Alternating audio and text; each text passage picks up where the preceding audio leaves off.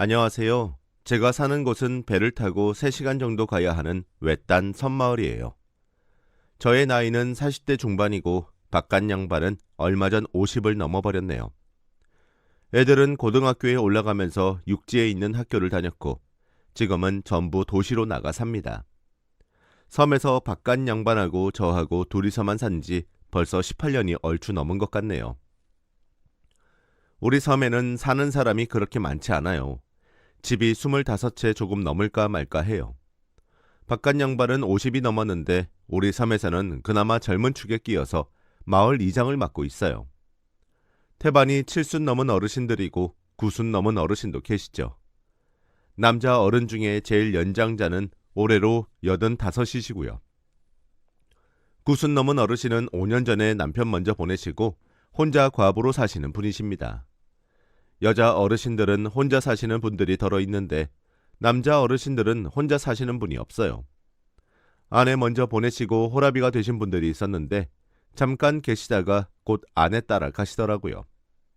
여자들은 혼자라도 사는데 남자들은 혼자 되면 마을에서 돌봐드려도 오래 못 계시더군요.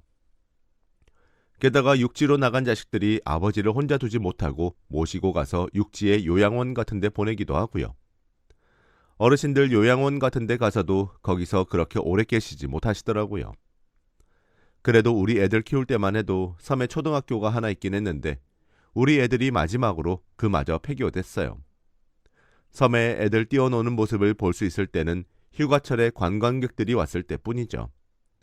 육지에서 가까운 섬들은 다리도 놓고 해서 왕래하는 사람들도 많고 젊은 외국인들도 많던데 우리 섬은 육지에서 멀리 떨어져 있어서 지금 살고 있는 노인네들 죽고 나면 무인도가 될 판이에요. 그래도 섬에 살면 굶어 죽을 일은 없습니다. 사방이 바다라 움직일 몸만 있으면 나가서 고기 잡고 뻘에 나가면 철마다 낙지며 조개며 천지에 깔렸죠. 게다가 휴가철 관광객이 오면 민박도 있고 주말마다 낚시꾼들이 와서 돈을 쓰고 가니까 자식들 신세 안 지고 용돈 벌이는 충분히 합니다.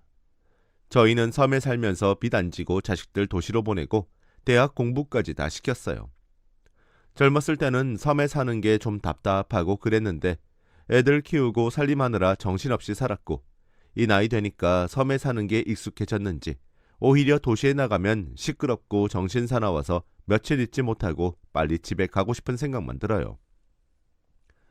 이웃들도 거의 평생 수십 년 동안 같이 살아와서 피를 나눈 형제보다 더 가깝게 지내고 큰 욕심 부릴 것도 없이 바다가 주는 대로 먹고 그저 잘 순응하며 평화롭게 살고 있었습니다. 그런데 육지에서 여자 한 명이 오는 바람에 평화로웠던 섬이 아주 쑥대밭이 되어버렸어요. 참 정말 나쁘끄러워서 자식들한테 말도 못하고 혹시 소문이라도 나면 어쩌나 마음 태우다가 그래도 너무 속에서 열불이 터져 이렇게 사연을 적어 보냅니다. 일이 터진 건 한 달 전부터였어요. 우리 섬에 살고 계신 여자 어르신 한 분이 돌아가시고 그 집이 빈집이 되었는데 가을 어느 날 배로 우리 섬에 포크레인이며 트럭이며 건설 장비들이 요란하게 들어오더라고요. 자식들이 도시 사는 누군가한테 그 빈집을 팔았고 집을 산 사람이 그곳을 펜션으로 꾸민다고 했죠. 그 집이 다른 집하고는 좀 떨어진 곳에 있었는데 집 앞에 바다도 있고 주위 경치가 꽤 좋았어요. 정원도 꾸미고 집도 서양식으로 예쁘게 지어놓으니까 아주 그럴싸하더라고요. 아무리 그래도 집을 저렇게 꾸미려면 돈도 꽤나 들었을 텐데 이 외딴 섬에서 펜션 장사가 잘 될까 싶었어요. 아무리 휴가철에만 장사하면 그 해는 먹고 살 수 있다고 하지만 그것도 되는 데야 그렇지 우리 섬처럼 너무 외딴 곳에 손님들이 많이 오겠어요? 게다가 펜션 주인이라는 사람이 직접 운영하는 것도 아니더라고요. 펜션 관리인을 두고 운영한다는데 그 사람의 인건비나 잘 주면 다행이다 싶었죠. 그렇게 펜션에 돈 쓸 여유가 있고 도시에서 살던 사람이 어지간히 독한 마음 품지 않으면 섬에 와서 살기 힘들 겁니다. 그런데 사람을 써서 펜션을 운영한다는 건데 아무리 내 돈 아니라지만 걱정이 되더라고요. 그런데 펜션 주인 걱정은 전혀 쓸모없는 걱정이었어요. 공사가 가을부터 시작해 여름 내내 하고 다시 가을까지 마무리 공사를 마치고 나니까 10월 중순인가 그 무렵에 펜션 운영할 사람이 오더라고요. 우리 섬 사람들은 펜션 운영자가 우리들처럼 구수한 호라비 같은 사람이 오겠다 싶었어요. 아무래도 혼자 펜션을 운영해야 하는데 남자 손 탈 일이 많잖아요. 집 고장난 데 있으면 수리도 해야 하고 부엌이라든지 식당이라면 모를까 집 빌려주고 돈 버는 건데 남자가 관리하는 게 맞겠다 생각했어요. 그런데 정말 생각지도 못한 사람이 섬에 왔죠. 그분은 여성분이었어요. 그것도 서방 딸린 여자가 아니라 혼자 사는 여자였습니다. 나이도 많은 여자가 아니라 아주 젊은 여자였죠. 처음 봤을 때는 어찌나 꾸몄던지 20대 아가씨처럼 보였습니다.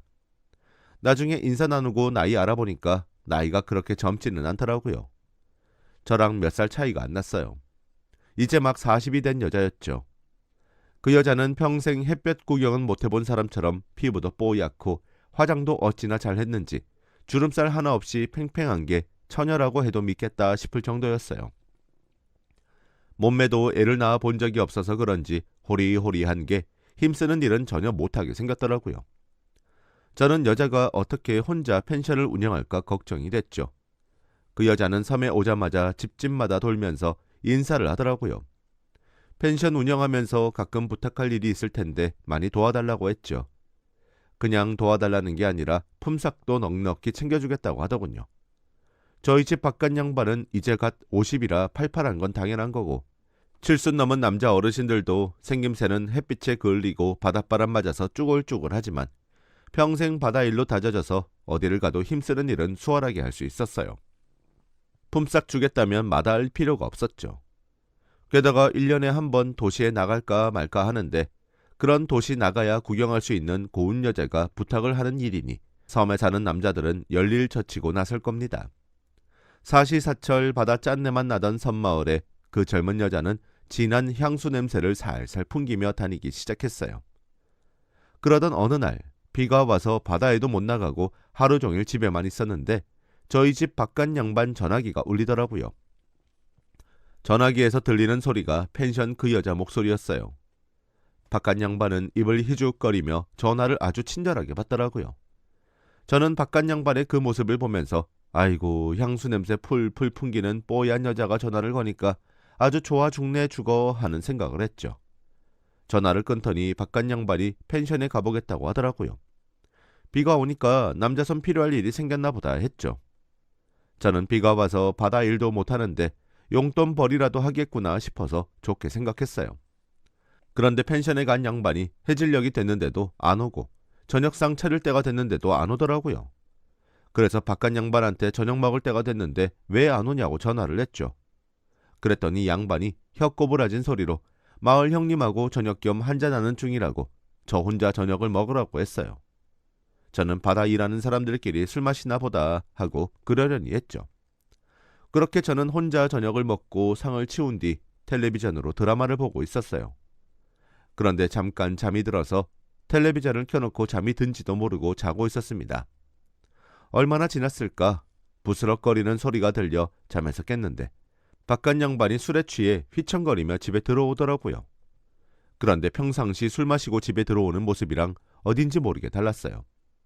한나절 이상 비 맞아가며 펜션에서 바깥 일을 하고 술까지 마셨으면 몰골이 아주 더러웠을 텐데 집을 나설 때보다 오히려 멀끔해져서 온 겁니다. 평소에 잘 씻지도 않는 양반이 목욕이라도 한 듯 몸에서 솔솔 좋은 냄새가 났죠. 이상한 일이다. 그렇게 좀 씻으라고 해도 안 씻는 양반이 어디서 씻고 왔을까 이상했어요. 그렇다고 집에 들어오자마자 옷을 벗어던지고 바로 자는 양반한테 물어볼 수도 없고 해서 그날 밤에는 그냥 잤습니다. 다음날 아침밥을 먹으면서 저는 슬쩍 바깥 양반한테 어제 일에 대해 물어봤어요. 민수 아빠, 어제 술은 어디서 마셨어요? 바깥 양반은 움찔하는 듯 했어요. 뭔가 캥기는 게 있는 듯이 말이죠. 분명 이 양반 뭐가 있구나 싶었죠. 아니 뭐 그냥 권태 형님이 비도 오고 하니 한잔하자고 해서. 그런데 어제 집에 들어올 때 보니까 당신 목욕하고 들어오는 것 같던데? 애들 아빠는 목욕이라는 말을 듣고 더 움찔하는 듯 보였죠. 바깥 양반은 잠시 말을 얼버무리더니 이러더군요. 그거 펜션에서 마당에 배수로가 막혔다고 해서 틀어줬는데 그 집 젊은 여자가 비 맞았으니까 더운 물로 씻고 가라고 해서 라고 하더군요. 뭔가 미심쩍었지만 아주 터무니없는 말도 아니고 해서 그런가 보다 했습니다. 품삯은 얼마 줬어요? 하루 품삯은 아닐 테고 반나절 품삯 줬어요? 뭐 반나절 돈 주더라고. 그 돈 줘봐요. 내가 오늘 살 게 있어서. 그랬더니 바깥 양반은 돈을 다 썼다고 하더라고요. 어제 술을 마시면서 자기가 술값을 내느라 돈을 썼대요. 아니, 섬에서 술을 마셔봐야 뭐 얼마나 마셨기에 반나절 품삯을 다 썼다는 건지 도무지 이해가 안 되었죠. 식당 겸 술집이 선착장에 몇 집이 있긴 한데 휴가철 관광객들이라면 몰라도 같은 섬 사람들한테는 그렇게 비싸게 안 받아요. 둘이 마시면 밥값하고 술값 다 해서 3만 원이면 충분하거든요. 아무리 반나절 품삯이라고 해도 남자 품삯인데 못해도 8만 원 넘게 줬을 거예요. 그런데 술 마시느라 그 돈을 다 썼다니 뭔가 수상했어요. 마음 한구석이 찜찜하긴 했어도 설마 바깥 양반이 어디서 이상한 짓을 했을 거라고는 꿈에도 생각 못했습니다. 이 좁아 터진 섬에서 여자라고 해봤자 자기 마누라가 제일 젊고 다들 할머니들 뿐인데 육지라도 나가야 돈 주고라도 여자를 본다지만 이 섬 구석에서는 그럴 수가 없거든요. 게다가 펜션 여자가 눈구멍이 삔 게 아니면 쭈글쭈글한 남자 뭐 볼 게 있다고 만나겠어요? 한평생 같이 한 입을 덮고 잔 나도 거들떠도 보지 않는 남자인데 말이에요. 바깥 양반도 40대 때는 가끔 육지 나가서 술집 여자들이랑 놀고 그랬는데 그때는 돈 쓰는 게 좀 아까웠지 아주 큰 돈 쓰는 거 아니면 남자는 가끔 저렇게라도 안 하면 병이 날 것 같아 그냥 그러려니 눈 감아줬죠. 그런데 바깥 양반도 50이 넘으니까 술집 여자랑 놀지도 않더라고요. 쓰레기 짓도 젊어서나 하지 늙으면 그만이구나 했죠. 섬에서 평생 뱃일하며 햇볕에 타고 시커멓고 바닷바람 맞아 쭈글쭈글한 남자가 펜션 여자랑 바람을 피운다는 건 말이 안 된다고 생각했어요. 그런데 그렇게 안심하고 있다가 완전히 뒤통수를 맞았네요. 비 오는 날 펜션에 가서 처음 일하고 난 뒤부터 펜션에 가는 날이 찾아졌어요. 펜션에 갔다 온 날은 여지없이 멀끔하게 목욕을 하고 들어왔고요.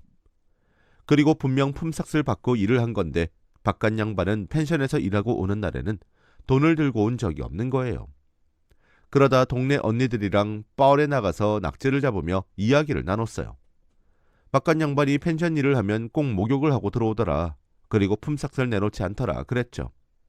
그랬더니 다른 언니들이 우리 집 양반도 요즘 그래 라고 하는 거예요. 아무래도 이상했습니다. 저희 바깥 양반이야 그나마 50이 막 지난 젊은이라서 땀 흘리고 그러니까 목욕도 하고 그럴 수 있는데 언니들 바깥 어르신들은 땀 흘렸다고 해도 그냥 집에서 세수나 하시지 쉽게 목욕을 하고 그러지는 않는 분들이거든요. 그래서 바깥 양반이 펜션에 가면 뭔 일을 하나 알아보기로 했습니다. 어느 날 점심을 먹고 한참 지난 오후 4시경에 펜션 여자로부터 바깥 양반한테 전화가 왔어요. 바깥 양반은 펜션에 일 도와주러 갔다 온다고 하더라고요. 나가면서 저녁은 밖에서 먹을 거니까 저 혼자 먹으라고 했죠. 저는 알았다고 하고 바깥 양반을 배웅했어요. 그리고 시간이 조금 지나서 저는 펜션으로 가봤습니다. 펜션 근처에 다 와서 저는 들키지 않게 길을 벗어나서 펜션을 쳐다봤어요. 펜션 마당에 바깥 양반은 보이지 않더라고요. 해가 뉘엿뉘엿 지니까 펜션 안에 불이 켜졌어요. 창문으로 펜션 안에 있는 여자가 보였죠. 그리고 바깥 양반이 욕실에서 목욕을 하고 나왔습니다. 그런데 이놈의 양반이 욕실에서 나오면서 옷을 다 안 입고 나오는 게 아니겠어요? 집에서는 저밖에 없으니까 그럴 수 있는데 지금 저 펜션에는 다른 여자가 있는 건데 그렇게 나오면 안 되는 거잖아요. 그러더니 그대로 테이블에 펜션 여자랑 마주 앉아 술안주를 차려놓고 술을 마시는 거예요. 저는 숨어서 그 모습을 지켜보며 두 연놈들이 무슨 수작을 부리려고 저러나 계속 지켜보고 있었습니다. 바깥 양반은 펜션 여자랑 서로 주거니 받거니 술을 나눠 마시더라고요. 펜션 여자는 소주를 아주 잘 마셨어요. 벤니라는 사람들은 나이 먹었어도 술이 아주 셉니다. 어지간한 남자들은 덤비지도 못하죠. 그런데 펜션 여자는 바깥 양반하고 거의 비슷하게 술을 쭉쭉 들이켜더라고요. 술 마시는 폼이 예사롭지 않았어요. 그렇게 각자 소주 한 병씩 마시더니 바깥 양반이 펜션 여자 옆으로 가더라고요. 그리고 나서 둘이 거실에서 불륜을 저지르는 거였어요. 정말 기가 막혔죠. 드라마 같은 거 보면 물 한 바가지를 퍼다가 뿌리고 그러잖아요. 저도 그 비슷한 심정으로 돌멩이 하나 집어들고 창문에 냅다 집어던지고 싶었어요. 그런데 그렇게 했다가는 박살이 날 거고 온 동네방네 두 연놈들이 나쁜 짓을 했다는 게 다 소문이 날 겁니다. 평생 섬 안에서 살아왔는데 그렇게 되면 동네 창피해서 어떻게 살겠어요. 저는 손이 바들바들 떨렸지만 돌멩이를 던져 펜션 창문을 깨버릴 수도 없고 그렇다고 더는 그 꼴을 봐줄 수도 없어서 일단 집으로 들어왔습니다. 늦은 밤에 바깥 양반이 마당에 들어섰는데 저는 지키고 앉아있다가 신고 있던 신발을 냅다 집어던졌어요. 그리고 온갖 쌍욕을 퍼부으며 바깥 양반에게 당장 나가라고 악을 썼죠. 바깥 양반은 지은 죄가 있어서 그런지 제가 악을 쓰는 걸 그냥 묵묵히 듣고 제가 등짝이며 어디며 손찌검을 해도 그저 맞고만 있었어요. 그러면서 하는 말이 어떻게 알았어? 라고 하더군요. 내 눈으로 봤어. 두 연놈이 펜션에서 불 환하게 켜놓고 불륜을 저지르는 걸 내 두 눈으로 똑똑히 봤어. 라고 소리를 질렀죠. 마음 같아서는 당장 펜션에 가서 그 여자를 바다로 끌고 가서 짠물에 머리통을 쳐박고 싶었지만 섬 동네 부끄러워서 그럴 수도 없었습니다. 그저 못된 짓한 바깥 양반 등짝을 두둑히 팰 수밖에 없었어요. 한참을 그렇게 분을 사귀며 바깥 양반에게 물어봤어요. 누가 먼저 꼬리친 거야? 그 하얀 여자가 당신처럼 시커멓고 늙은 남자 뭐 볼 거 있다고 만나냐? 라고 물었죠. 그랬더니 펜션에 가서 처음 일한 날부터 그 여자가 먼저 꼬리를 쳤대요. 섬에 혼자 내려와서 외로운데 서로 의지하며 지내자고요. 자기는 외로워서 남자 없이는 못 사는데 섬에서 어디 정붙일 만한 남자도 딱히 없고 자기가 싫지 않으면 서로 위로하자고 했다는 거예요. 품삯은 어디다 버리고 왔냐고 하니까 그렇게 정을 줬는데 야박하게 품삯을 받긴 뭐해서 그냥 안 받았다고 하더군요. 이런 정신머리 없는 남자를 남편이라고 두고 산다는 게 참 한심했어요. 그런데 우리 집 양반만 미친 게 아니었어요. 섬 전체가 아주 발칵 뒤집힐 일이 벌어졌습니다. 일단 저희 집 바깥 양반은 앞으로 펜션 여자와 만남을 끊겠다고 맹세했습니다. 품삯을 주겠다고 해도 절대로 안 하겠다고 했어요. 솔직히 바깥 양반이 다른 여자랑 연애질을 하든지 말든지 이런 문제로 저는 약해지지 않더라고요. 자식들 압이라는 것만 지키고 재산이라고 할 것도 없지만 그나마 있는 재산 거덜내지만 않으면 아무 거리낄 것도 없었습니다. 하지만 다른 여자랑 그런 건 문제가 아닌데 그것 때문에 허튼 짓 할까봐 그게 제일 걱정인 거죠. 펜션에 가서 자기 힘들게 일하고 고작 받는 게 쓰디쓴 소주 몇 잔을 먹고 잠깐 즐기는 것이 전부잖아요. 그 순간이 지나면 허망한 일이고요. 앞으로 정신 차리고 펜션 사장한테 안 가겠다고 하니까 어디 뻘속에 확 쳐박고 싶어도 원체 낡아빠진 서방 그냥 고쳐 써야지 싶은 마음으로 넘어갔습니다. 그런 일이 있고 난 후 5일쯤 지났을까 바깥 양반이 화장실을 다녀오더니 좀 이상하다고 하는 거예요. 그래서 저는 뭐가 이상하냐 했더니 소변 보는데 아랫도리가 불에 데인 것처럼 화끈거린다는 거예요. 거의 평생 섬에 살면서 아는 것도 많지 않지만 바깥 양반의 말을 들어보니까 병에 걸린 거 아닌가 싶었어요. 그 병이라는 거 있잖아요. 병명은 모르지만 함부로 막 나쁜 짓 하다 보면 더러운 병이 옮을 수도 있다고 들었거든요. 저 원수 같은 양반이 펜션 여자랑 만나다 그 여자한테 성병을 옮은 거 아닌가 하는 생각이 들었죠. 펜션 여자 보니까 여러 남자 만나는 것 같던데 그러다가 병을 저희 집 양반한테 옮겼겠다 싶었죠. 저는 바깥 양반에게 아이고 이 화상아 나이 50 처먹고 그런 더러운 병이나 옮아오고 잘한다 잘해 라고 타박을 했어요.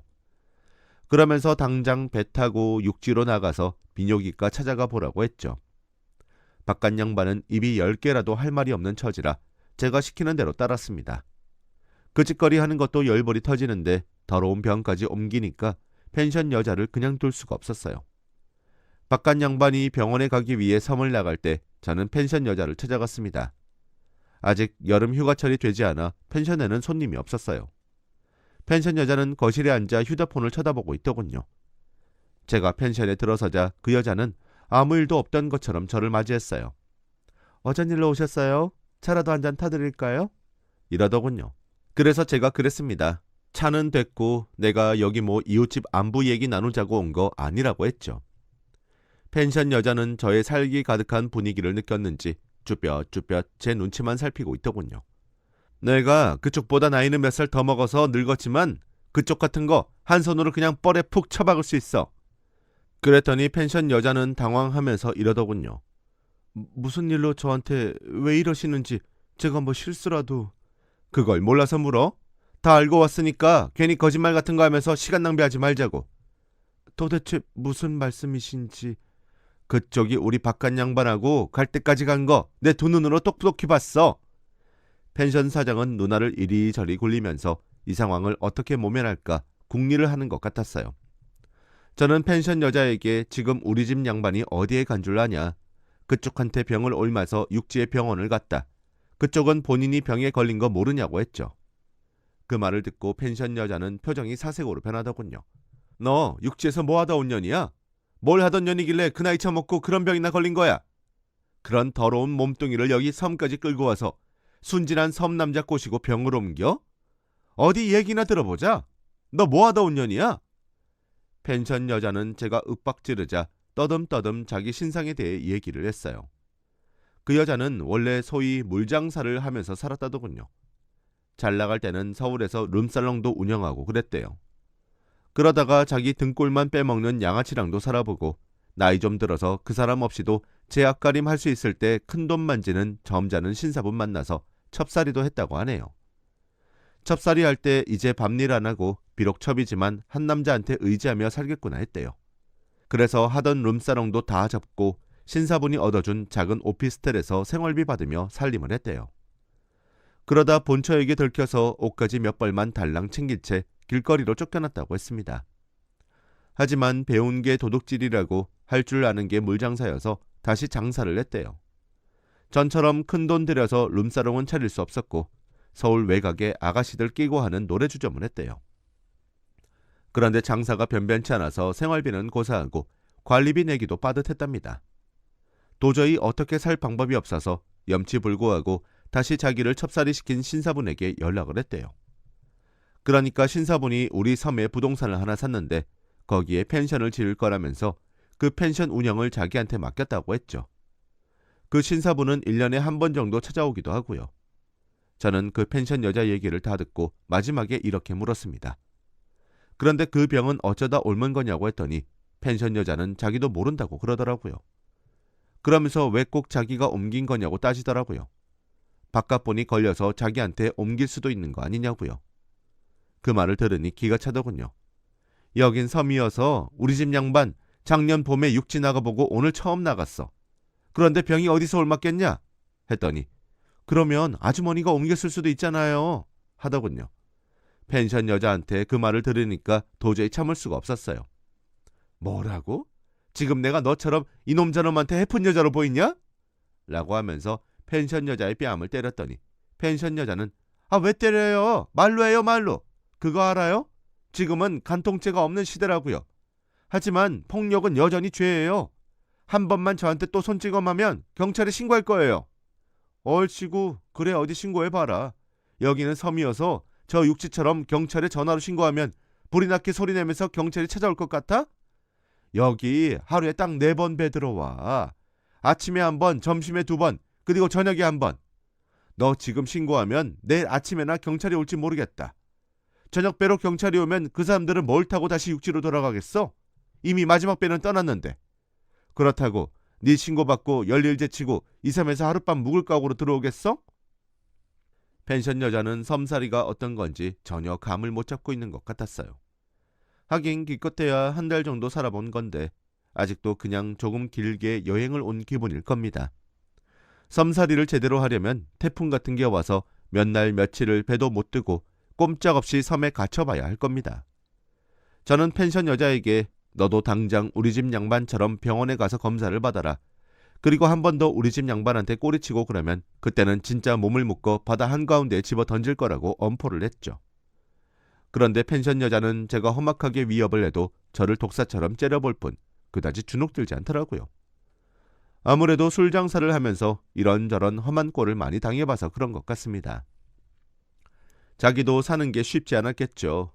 여자가 웃음 팔고 사는 게 어디 순탄한 삶이겠어요.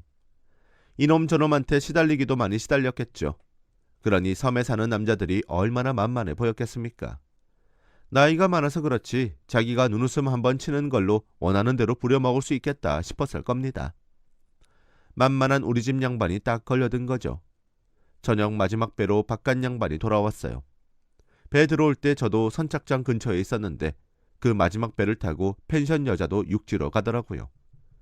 우리 집 양반은 펜션 여자를 보고는 화들짝 놀라서 서로 눈을 피하며 지나치더라고요. 근처에서 제가 도끼 눈을 치켜뜨고 노려보고 있는 걸 알았던 거죠. 바깥 양반은 육지에 있는 병원에 가서 주사도 여러 번 맞고 약도 처방받아서 왔더라고요. 예상한 대로 성병이었답니다. 이걸 다행이라고 해야 할지 불행이라고 해야 할지 바깥 양반과 몸을 맞대지 않고 산 지 10년도 넘은 저는 병이 옮지 않았어요. 그래도 그날 찝찝해서 남편이 덮었던 이불이며 입었던 옷들 전부 펄펄 끓는 물에 삶아서 빨았어요. 바깥 양반이 누웠던 자리, 앉았던 자리도 락스를 풀어서 걸레질했고요. 그렇게 며칠이 지났을까 동네 언니들과 뻘에 나가 낙지를 잡았습니다. 그 자리에서 어떤 언니가 이러더라고요. 아니, 글쎄 참 회개한 일이야. 뭐가 회개한 일인데요?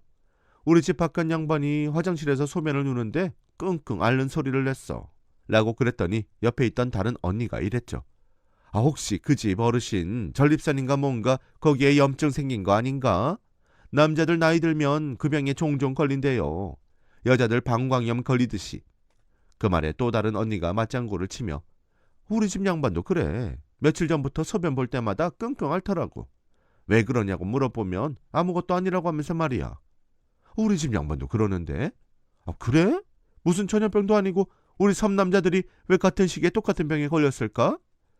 어차피 오줌 쌀 때 말고는 쓸 일도 없는 거 이참에 확실하게 폐차시켜야지.